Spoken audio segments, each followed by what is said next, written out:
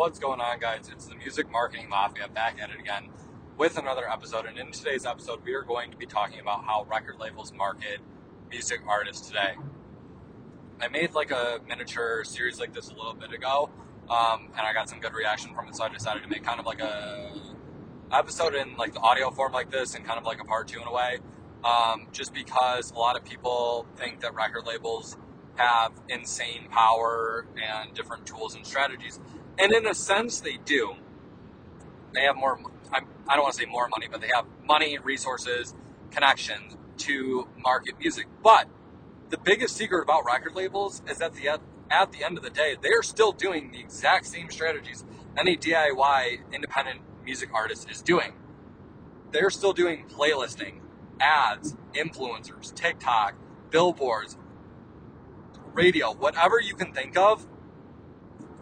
Record labels are basically doing the exact same thing. They're just doing it either on a larger scale or they have more connections to do it. Yes, the connections are great. Yes, the money and resources are fantastic, but you don't really have an excuse to not do certain stuff, because at the end of the day, record labels are doing the exact same thing. They just are doing it in a slightly different way. There are different strategies that they'll go about it. They like to use what is popular right now. So during the last couple of years, the TikTok has been the boom. They have used a lot of influencers and different contests and ads on TikTok to make artists happen.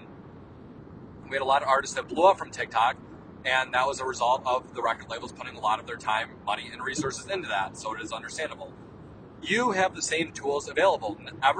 The more that time goes on, DistroKid and the rest of the distributors are adding more and more tools that make it doable for you to become the artist that you want to be. You have more tools available to you ever than before, whether it be publishing, sync opportunities, instant playlisting, ads, Spotify for artists.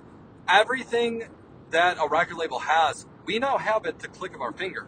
And that's a huge blessing for us. Back in the day, we didn't have access to any of that. If you were not on a radio back in the day, good luck. Now, independent artists are making up, I believe, about 40% of artists nowadays. And you have the opportunity right at the tip of your fingers to do exactly what you want to do in terms of ads, playlisting, influencers, working with companies. Like, whatever you want to do as an artist, you have the same playing field as a record label, minus the resources. And yes, it is important, but is it still possible without it? Absolutely. Being a DIY and an independent is more and more freedom, and it continues to change as time goes on. I've been independent my whole life. I've turned down different deals, and yes, every deal is structured a little bit differently, but record labels all go about marketing their music differently. So you have to make sure that if you're going to end up signing with a label, that you're on the same page, you see eye to eye, and they believe in the vision, because at the end of the day, it's all about the money, and they want to make the money, and you can't blame them, because it is a business at the end of the day. Marketing is something that continues to change over and over. There are different things that come and go. Algorithms change. New platforms happen, like TikTok. You have to be able to roll with the changes. You have to be able to adapt. The best artists are the ones that can go with the change, because stuff is always going to change. People, attention spans are going to change. They're going to be interested in different stuff. Are you going to be able to adapt with them and change and mold into what they want? Because at the end of the day, you are still in control.